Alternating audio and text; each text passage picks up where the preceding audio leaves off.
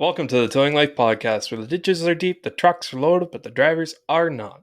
I'm your host, TowManG, and as usual, I'm joined by my co-host, friend, and former co-worker, the man with very strong opinions, Mr. PlainGuy. What is going on, G? What is going on? Oh, I feel like an absolute bag, so I'm sorry if my energy levels aren't up to snuff for this podcast.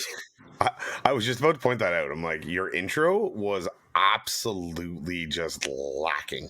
Yeah. It was like, hey, welcome guys to the Tow Life podcast. My name is TowManG, and I'll be your We're host. making this podcast into an ASMR that you can fall asleep to, which no financial and company decisions of us would be bad if you're trying to listen to this in the truck and we're trying to make you fall asleep.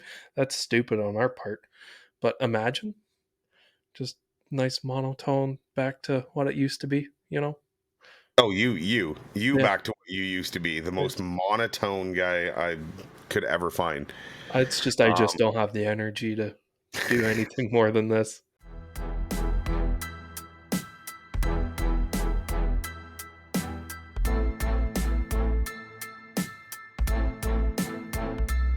Hey everyone, I'm Brad from Calgary. This is Sean from Cambridge, Ontario. I'm Terry from Cornwall, Ontario. Hey, this is Larry from Pitt Meadows, British Columbia, and you're listening to the Towing Life podcast.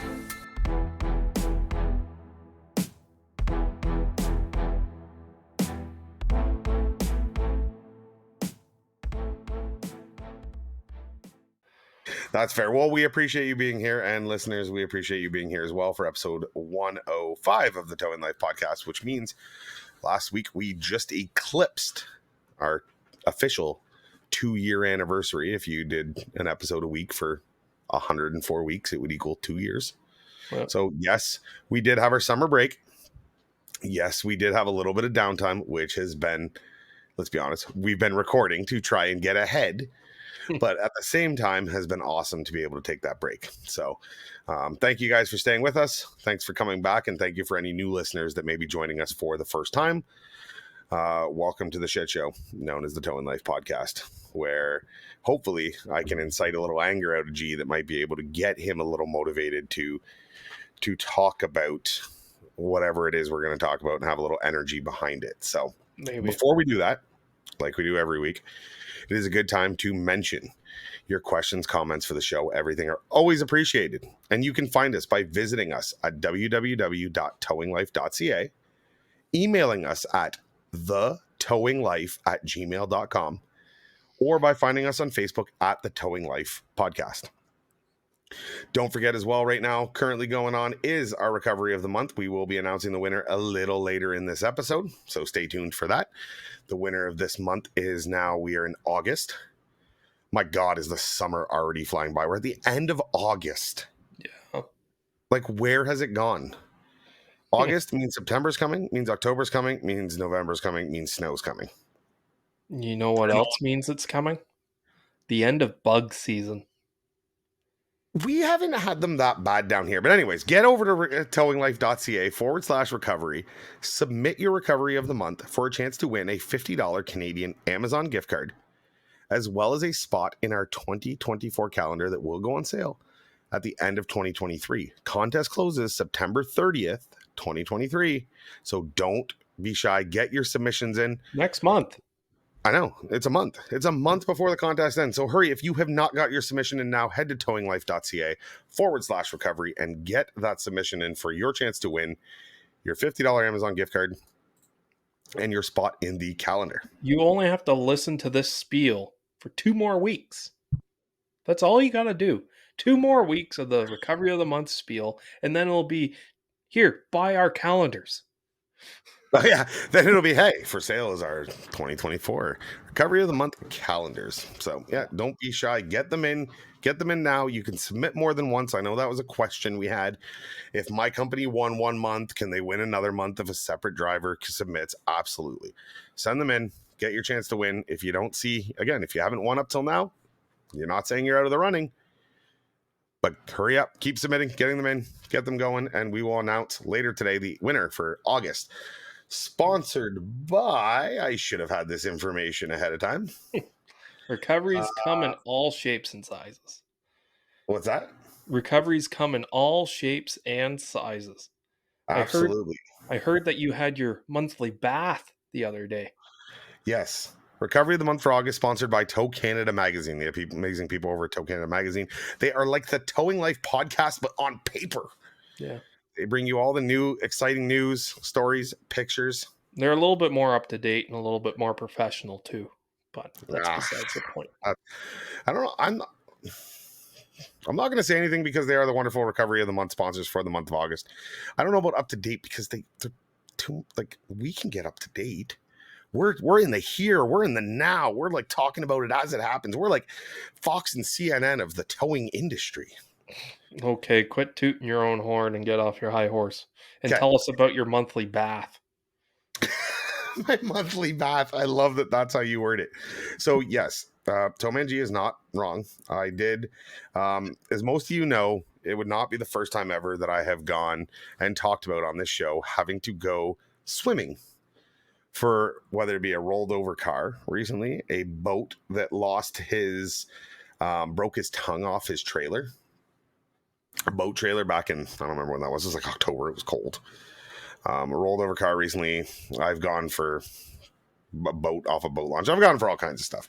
But this one was a new one for even me. So we got a call from a customer that said her boat sunk at the marina. Now, when I first got this call, I'm not going to lie, the understanding that I had is that the boat had sunk near the boat launch. So, very simple approach I had. We were going to bring a wrecker. We were going to winch the boat up to the, closer to the launch.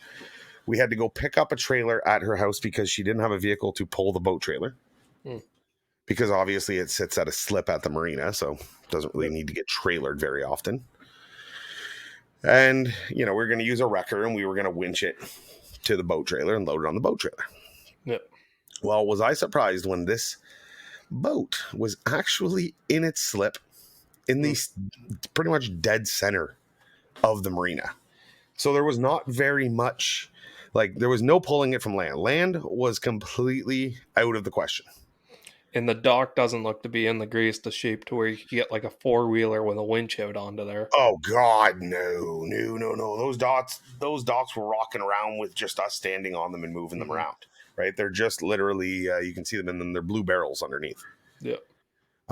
So yeah, it was not ideal. So we got some thinking. My company is a big believer that we can do anything.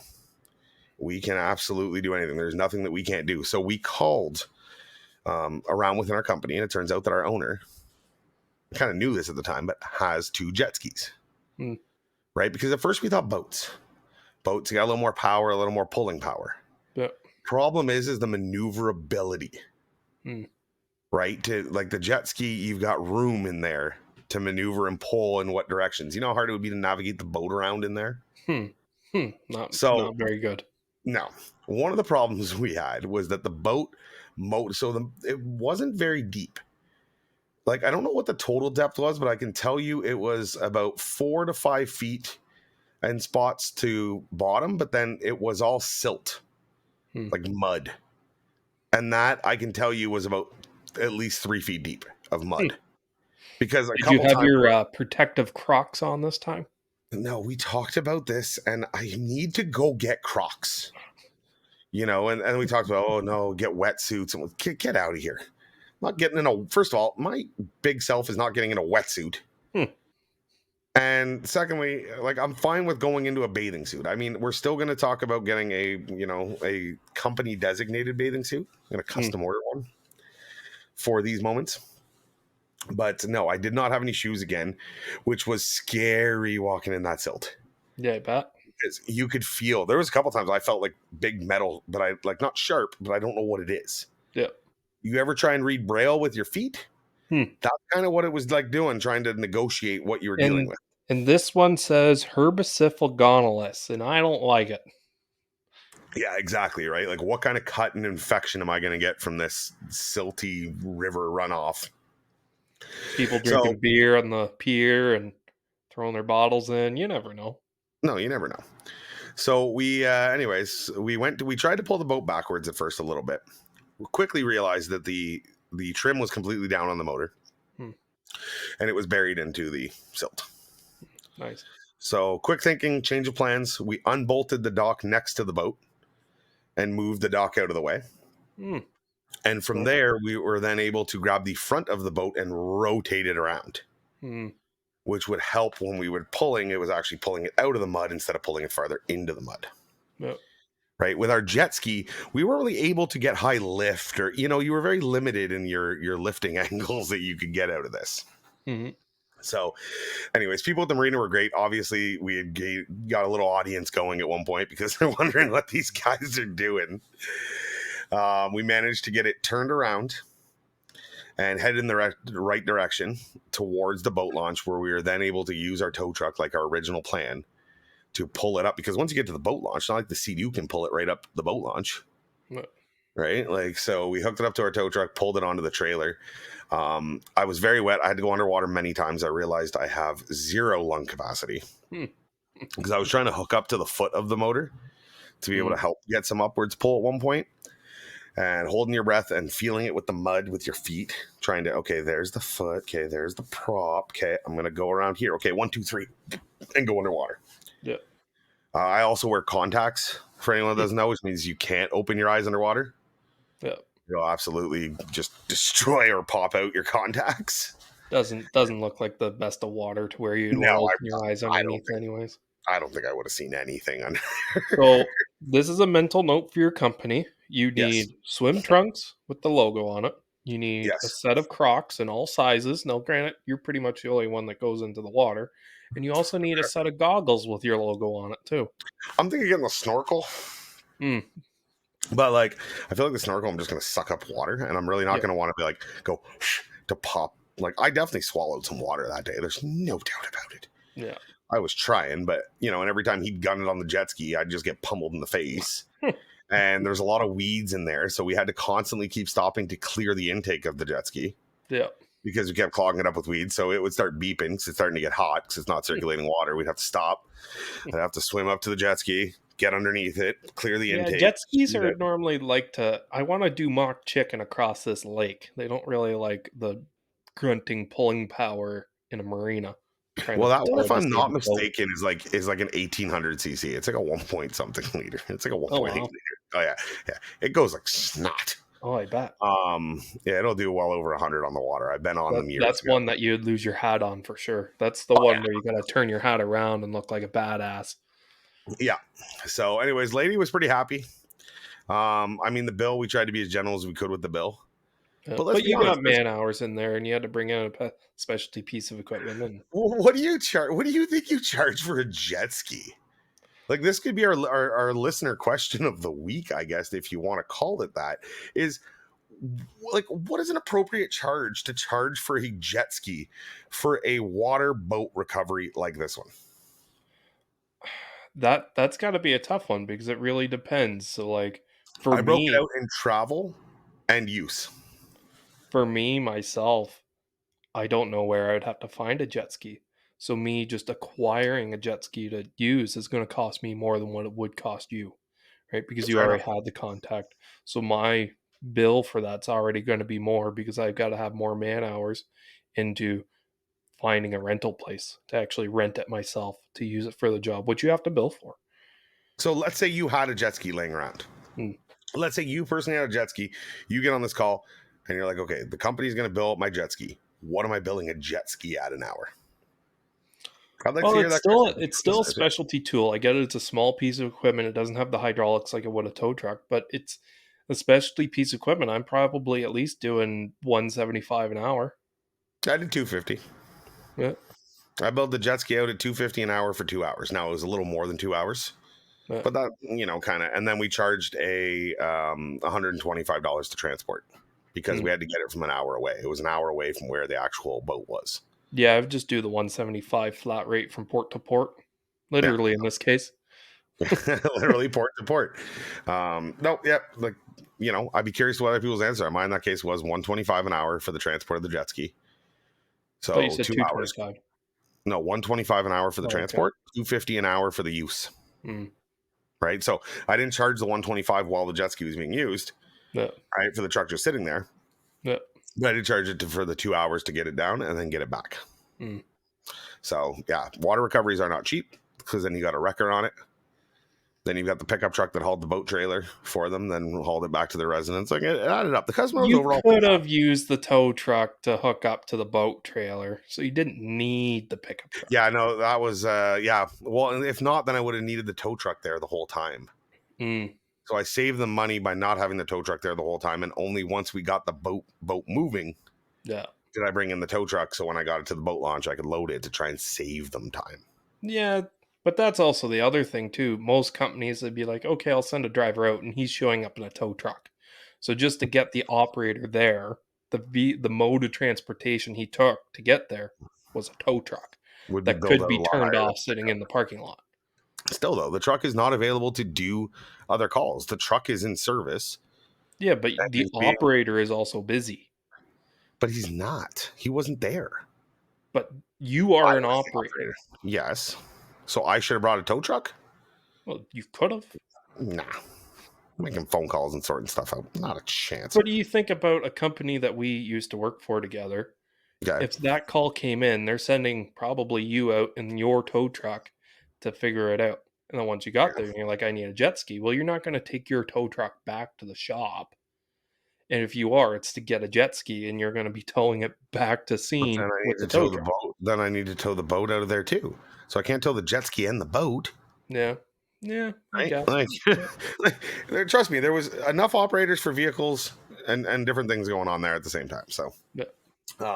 yeah, no, it's never about, I need to charge extra. But at the same time, I'm a big believer on whatever is there is getting charged. I And want to talk about something that it's a spin off of what you were talking about, and it's nothing really to do with the water. okay.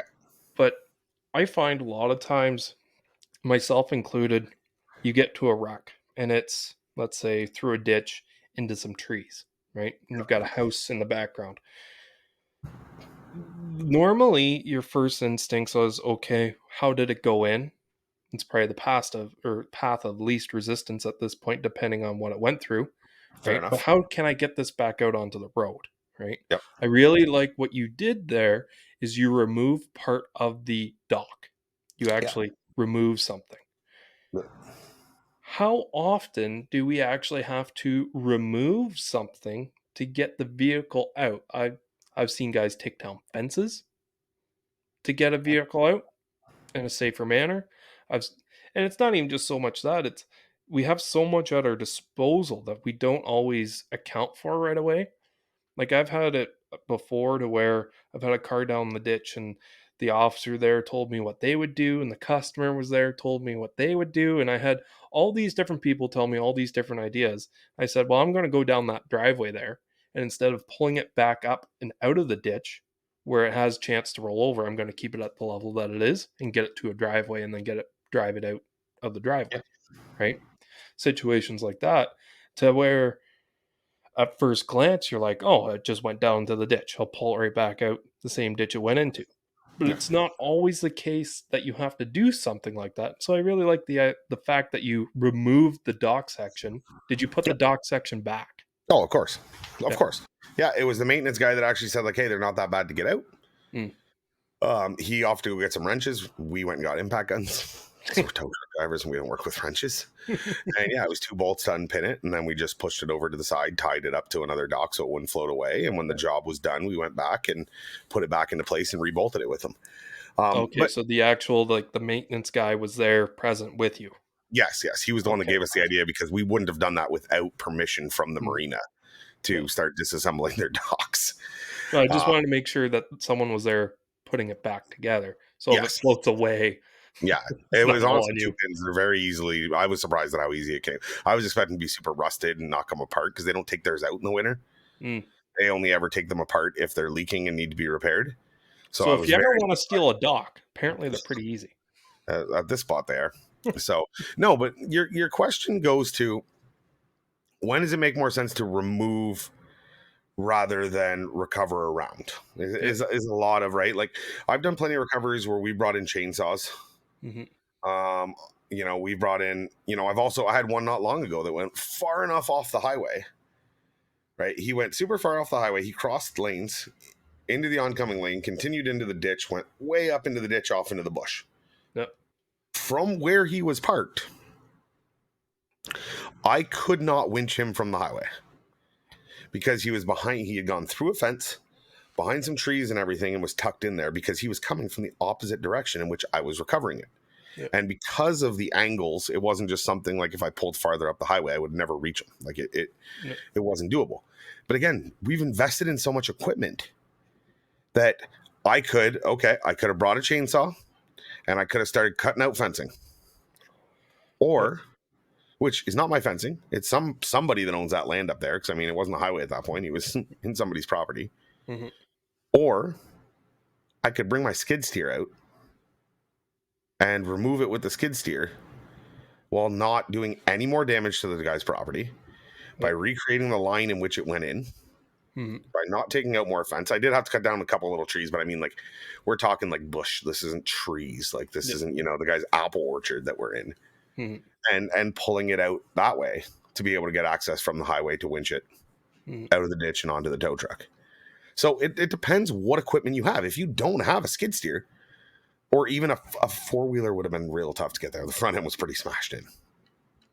Four-wheelers don't do well pulling cars. No. They just don't have the weight behind them. But we have a skid steer that we can either have we have a full-on winch box. Mm-hmm. I mean, in a situation like that, I didn't bring it out. Your winch box is meant to pull out loaders, transport, really big weight. This wasn't something that weighs like quadruple what the skid steer weighs. Yeah, this is literally like rolling resistance at this point. I think one tire might have been a little jammed up. Yeah. But it was to get it out at the angles that it needs to. So it depends, right? We will always do our best. Our job is in the industry, I do believe. And I watched a recovery the other day that I wish I would have saved. We could have talked about it with this. Our job in the industry is not to do secondary damage. Yep. That is included in the recovery of the vehicle and also the property in which we are recovering from. Mm-hmm. Our job is to limit or not, pretty much limit, the amount of secondary damage that we do. So in a case like this, again, I could have cut the fence out. I could have done all kinds of stuff. Somebody's going to have to go replace that fence. Yep. Right? Like, it's going to cost somewhere. Yeah, insurance will pay for it, whatever. But why would I? Why would I let insurance go pay the fence guy when the insurance will pay me for the skid steer? Right? Why would I let somebody else profit when I can make less damage and get paid? Hopefully, depending who's insured with. Yep.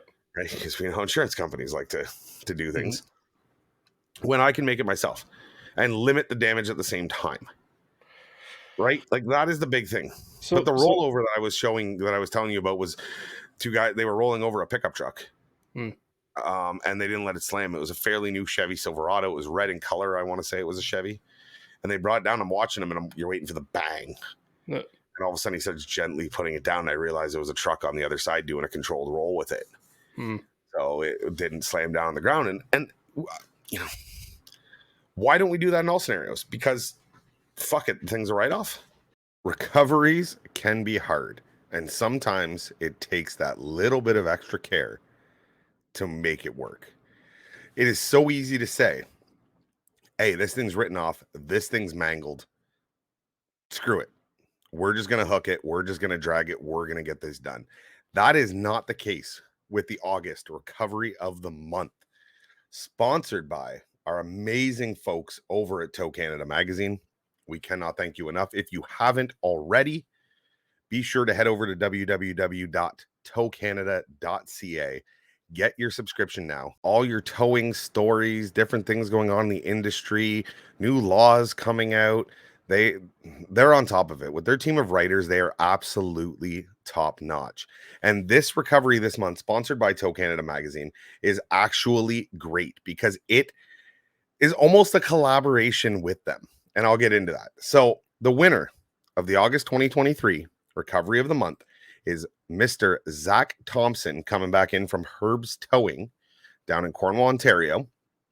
Zach submitted this amazing recovery of a tractor trailer off of a bridge onto train tracks. This is definitely a once-in-a-lifetime recovery. Zach goes on to say, we got a call from the OPP about a tractor trailer hanging off the edge of the bridge onto the CN rail tracks. When I first arrived on scene, my first thought was, are we going to recover this? After listening to Herb Vink's instructions, I was confident in the game plan. We started by running a line to the tractor to lower it onto the tracks. Once the trailer was separated, we rigged to lift and swing the trailer onto the highway and put it on our trailer dolly. We then re-rigged and lifted the truck onto our lowboy trailer. There was no damage done to the CN rails, and we kept the original ETA of 4 hours to CN workers. I'm proud to have been the operator in this recovery. It was a huge learning experience and definitely a recovery I can confidently say I'll remember for the rest of my life. So looking at this photo that we do have up right now, it is legitimately a tractor trailer has left the 401 highway, gone through a guardrail, hit this guardrail of sorts, and then driven off of, I guess you could say, an overpass. The trailer is still partially up on the embankment. The tractor is almost fully down. It's actually suspended in the air. It is a wild sight. They've got their 50-ton rotator there. I see the fire truck. I see a fire truck. I see some guys rigging and everything. It is definitely one of the wilder recoveries we have seen. That being said, it is also, because of the fine folks over at Tow Canada, one of their articles coming up in its September-October issue. So be sure to head over to towcanada.ca to get your subscription to find out more about Zach's amazing recovery and the work that Herbs did. And thank you, Tow Canada, for the amazing time. So if you haven't already, be sure to submit your recovery of the month. We still have September, October, November, and December. Contest ends the end of September, so don't wait.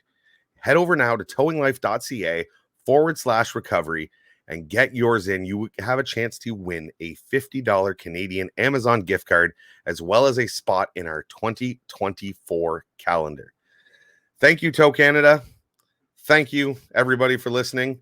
Get those submissions in now before the contest ends. And now, back to the show.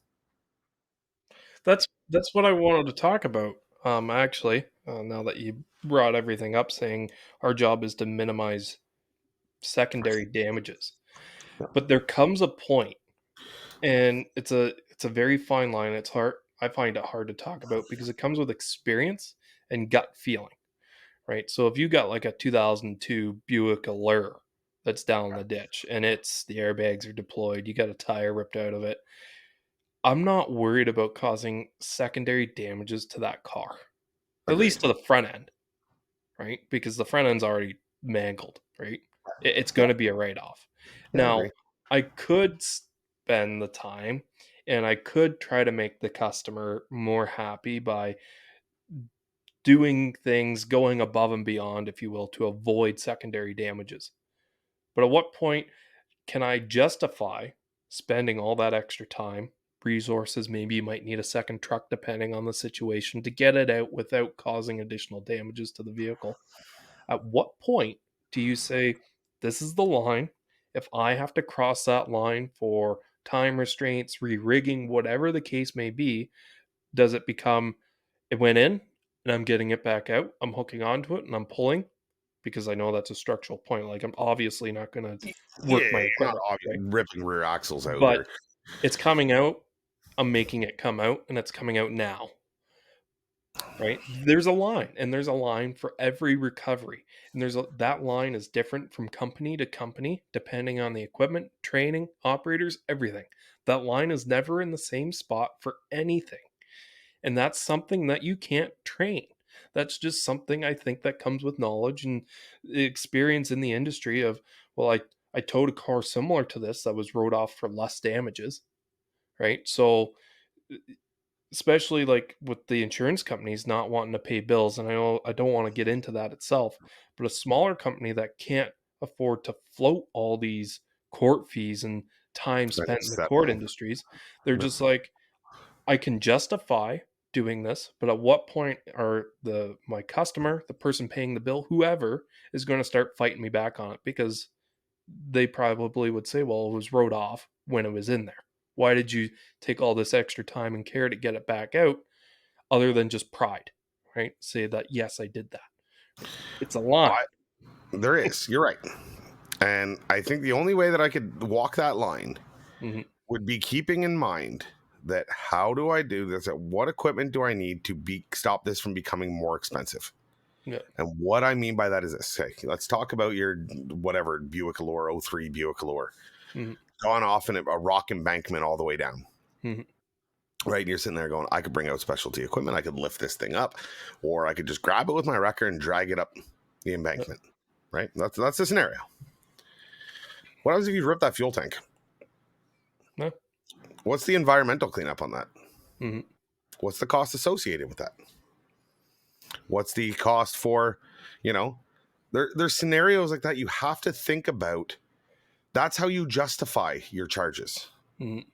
You know, when we do heavy tractor trailer recoveries, 99% of the time, and we're talking recoveries, we're not just talking a truck driven into the ditch, but a truck possibly on its side or down a deep embankment, whatever it is, we pump the fuel tanks. Yeah. And the customer might go, hey, that's a couple $1,000s worth of fuel. Yeah. And you're like, you're right. And we're going to bill for that service. We're not going to bill you for disposal because of our recycling system that we have and whatnot, but we're going to charge you for that service. Yeah. Because if those tanks were to rupture, you would be dealing with a minimum $10,000 environmental. Yeah, your Like $1,000 worth of diesel turned into a $10,000 to $20,000 cleanup bill exactly for the $500 I'm going to charge you to pump it all out. So that being said, when you're recovering this 2003 Buick Allure off a rock embankment, what happens if you rip would the environmental cleanup involved with 60, 70, 80, 90 liters of fuel, right? What are you in? Where does this creek feed? Like that is a simple approach to take to it. To go, what if, we took these extra precautions by, let's say we brought in a rotator. We brought in a medium duty unit that could do a full lift. We brought in this kind of stuff. We installed booms down in the ditch in case. Why did I do all that? Because at the end of the day, that is less than the end result could be. So I think that is how you have to draw your line when you're doing your calculation. Is if this were to go sideways, you know what I mean? How do I control it from going sideways, and how do I justify it? I control it by going sideways by bringing in the necessary equipment. And if I don't have the necessary equipment, that's where companies are more willing to take risks because they don't want to lose the work, which I understand. So here's an idea. Stop losing the work and start buying the equipment if you can. Or, but that's how you sell it and that's how you bill it, right? Electric vehicles. It's the same idea with them. Why do they got to be isolated? Because they can catch fire.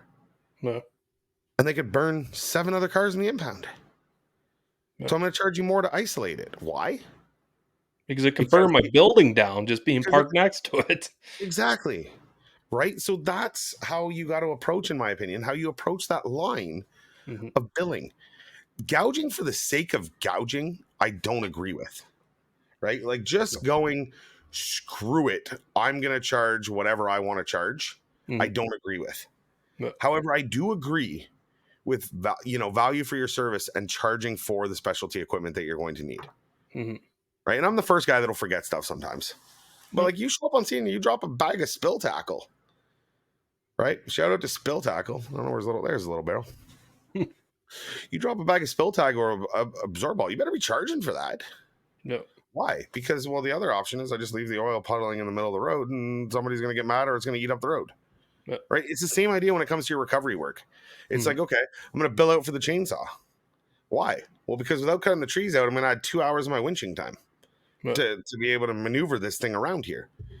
So I can charge for the chainsaw if it's something that I'm not cutting down, again, guys, apple tree.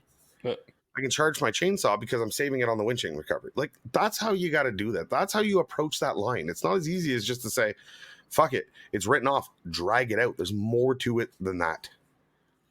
What happens if you accidentally cut down a protected tree?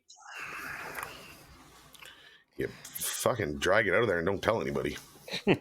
Well, I used to do tree work, right? What's a protected tree? So I used to work in the city of Toronto for a tree service for the city. So I subcontracted to the city. Okay, and one of the crews that I was on, accidentally cut down a beech tree, which was a What's protected tree. like beech, not birch? A beech tree. I don't know what that is, but okay. Yeah. Yeah, Son that's of a why it's beech. protected. So Fair enough. the moral of the story, what it was is we had one dumb guy work ahead of the crew, so we were deforesting a lot. And we had one dumb guy say, I'm going to go work from the opposite side. And he cut down 15 stone dead ash trees because this was during the emerald ash borer. And he left those Right. 15 trees hung up in 3 or 4 other dead standing trees. And on the back side of those trees was a house and a fence. So they couldn't stay there because of risk and liability. So now, 3 hours till quitting time, we have to rush everyone with the skid steer through the bush to get to where those were to get them pulled down. And in that haste, a beech tree got cut down, which meant our whole crew of like 20 people got suspended and laid off. And I think only 2 or 3 people out of that crew got brought back. Like that big? Like we're talking suspension and like fines? No fines. It was a company, like a city versus company dispute, and the company had to show that there was reprimands laid for this incident. So I'm assuming if a homeowner did that, there would be fines. Just like if I was down there and I started cutting down trees, and a lot of the ditch lines are town or city owned, so that is something that you also got to watch out for. I am first of all shocked because I didn't really know that there was such thing as a protected tree. Oh, okay. So I'm learning lots today. I'm clearly very simple. Are you Googling it? No, I'm messing with something as I try and do multiple things at one time. But no, Okay. I did not know those protected trees. So yeah, the fact I love that though. We pretty much just have to show that we We're took doing action something on this. about this. Yeah, we're taking Yeah, that we action. didn't just accept that it's okay to cut down a tree. Yeah.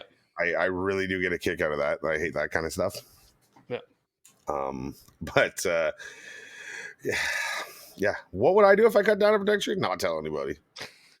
Like just not tell anybody. I don't know. Maybe I have That's cut the down issue protected trees. about that's the issue about this industry is everything we've been talking about, bar your um bar your boat recovery itself, because that was a okay recovery. Yeah, it's all vague gray area shit. Yeah, we're dealing with what ifs. Yep. And that's the industry in a nutshell.